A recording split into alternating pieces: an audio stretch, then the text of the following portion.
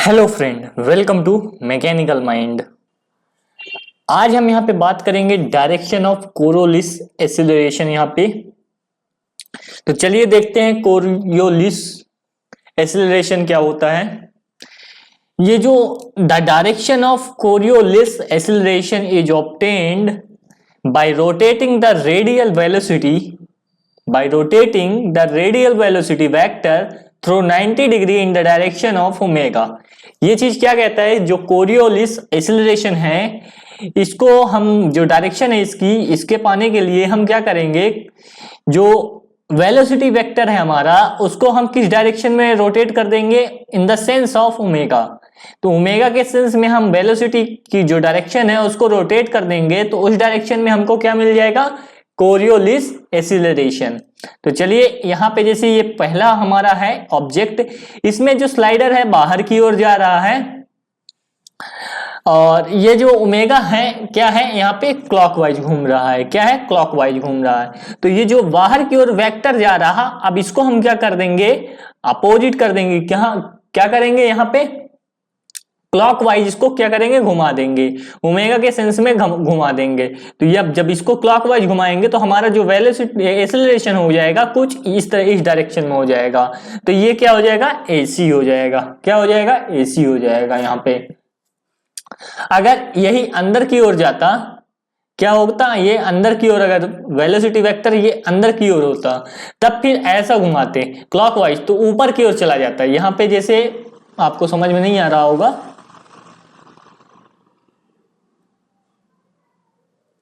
ये अगर velocity vector ऐसे जाता तो ओमेगा की सेंस में घुमाना है, तो ओमेगा क्या है, क्लॉकवाइज। जब इसको हम ऐसे करके घुमाएंगे तो ये 90 डिग्री रोटेट करेंगे वेलोसिटी वेक्टर को, तो हमारा ये क्या हो जाता है, इस डायरेक्शन में एक्सीलरेशन हो जाता है, कोरियोलिस एक्सीलरेशन इस डायरेक्शन में हो जाता, तो हमारा ये एसी इधर इस डायरेक्शन में आ जाता।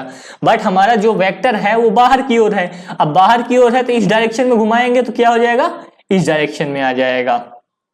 ये चीज समझ में आई कि नहीं आई। यहाँ पे अगर ये एंटी क्लॉकवाइज है, क्या है, एंटी क्लॉकवाइज है ना, एंटी क्लॉकवाइज। अब एंटी क्लॉकवाइज है, ये घूम रहा है ओमेगा, हमारा जो लीवर है यहाँ पे इसको क्या बोलेंगे, लीवर बोलेंगे। लीवर हमारा जो है एंटी क्लॉकवाइज घूम रहा है, और जो ये स्लाइडर है हमारा किस डायरेक्शन में है, अंदर की ओर, इनवर्ट डायरेक्शन में है। अब इसको हम किसमें, एंटी क्लॉकवाइज रोटेट करेंगे।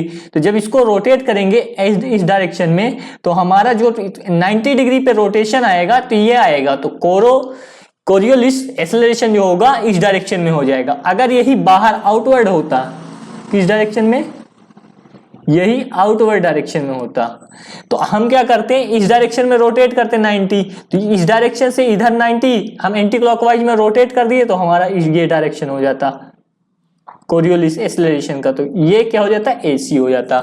तो ये चीज समझ में आई। और जो कोरियोलिस एक्सीलरेशन है हमारा, उसकी जो वैल्यू है 2v into omega, 2 into velocity, sliding velocity या वेलोसिटी ऑफ स्लाइडर इंटू जो लीवर की वेलोसिटी है या वेलोसिटी ऑफ लीवर, ये चीज हो जाएगा।